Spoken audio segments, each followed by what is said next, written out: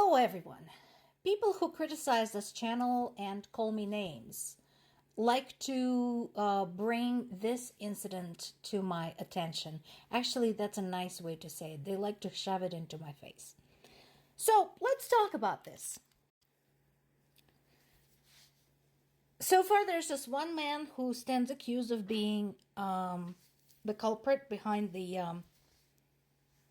attack on the Nord Stream pipeline. I'd like to point out that at the time, there was nothing significant there and no gas was flowing. So the pipeline was idle. But okay, so they have this guy. They identified him as a Ukrainian from Kiev. And his profession is a diving instructor. All right? Now, the investigators are saying he had chartered a yacht and the divers used it to sail to the pipeline and plant the explosives. But so far, there are no other people found associated with this. Okay.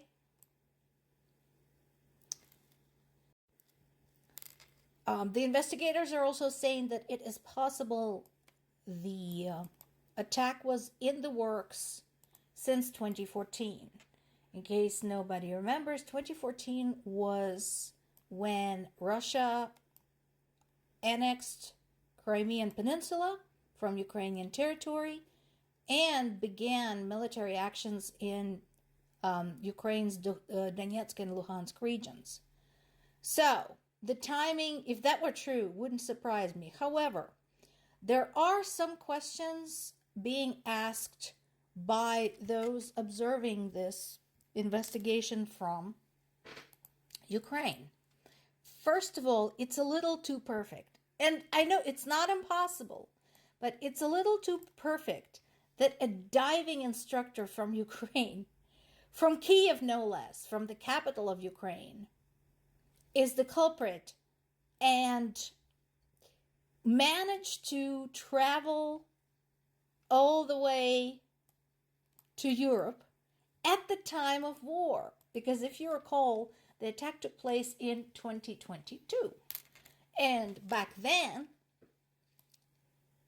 we were still in very dire straits in terms of, Russian invasion and all of that. So how he managed to get out of Ukraine and do this is a question. Another question is, how did he have resources not only to get out of the country, again, in a state of war, with curfews, borders being watched, etc., but how did he manage to have resources to hire a boat and hire divers and have the explosives? Who supplied all that? I know those who like to insist that Ukraine has been overtaken by the nefarious West or NATO. We'll say, well, NATO supplied all that. Okay. I would like to wait and see if there's proof of that. The whole thing is just way too fucking fishy. Call me paranoid, but I've dealt with Russia's shenanigans against other countries, Ukraine included, for a very long time. And yeah, I'd like to see some proof. Oh dear. He just doesn't get any smarter with age, does he? We have a saying in one of our movies, old Soviet-era comedies, that when somebody's an idiot, it's for a long time. And that definitely applies to Belarus's potato-in-chief, Lukashenko. What I find amusing is that, first of all, he calls the horrific war in Ukraine, during which numerous atrocities have been committed against Ukrainian citizens, including Ukrainian children, a fight, a brawl. He calls it basically the Russian equivalent of the world, like a brawl, like something minor that just arose over something insignificant.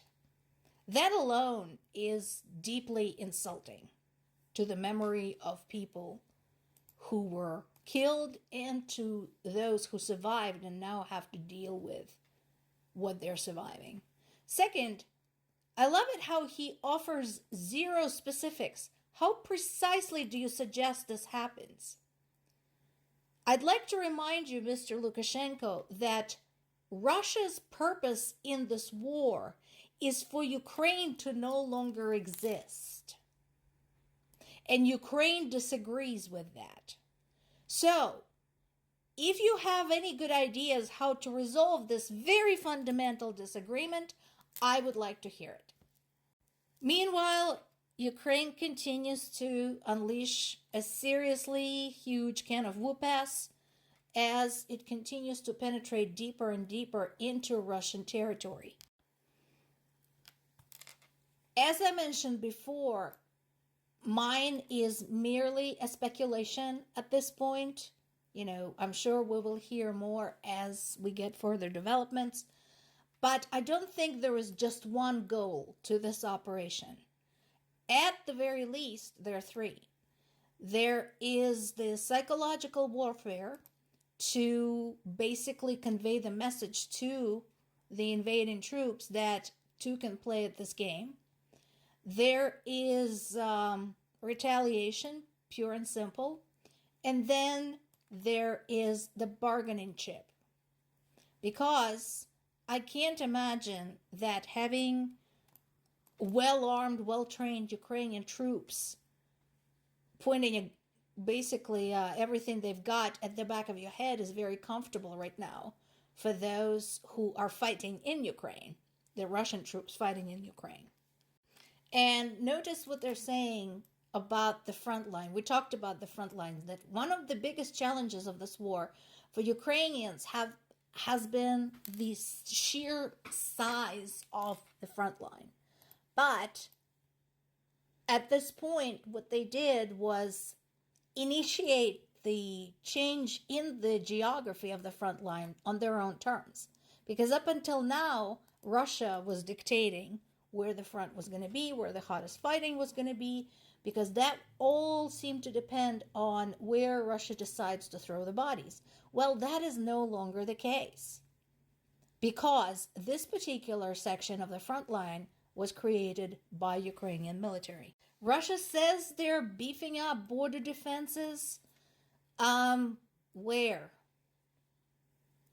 We now have testimony from their own border patrol saying the reason they were forced to flee as Ukrainian troops advanced was because they didn't even have any weapons. I can understand not generally, giving a lot of resources and arms to your border patrol at the time of peace. But guys, you're not in the time of peace anymore. Yet you went ahead and left your borders open. That's on you. In addition to the Kursk operation, Ukraine had also launched a massive drone attack against Russia's airfields. That is super important. I told you before, the logic there is that it's really easier to deal with warplanes and missiles and drone launch areas before they have a chance to launch anything. So that's what Ukrainians are doing. And then there is this. This is actually unprecedented. So they entered into Russian territory. And once they were secure enough, the first thing they did was set up an office to maintain law and order. I don't know if you can appreciate this. Basically, what they're doing is everything they can to avoid disrupting the lives of the civilians in those areas. This office's job is to minimize panic, maintain safety, and establish supply lines and basic utilities. That's Ukraine.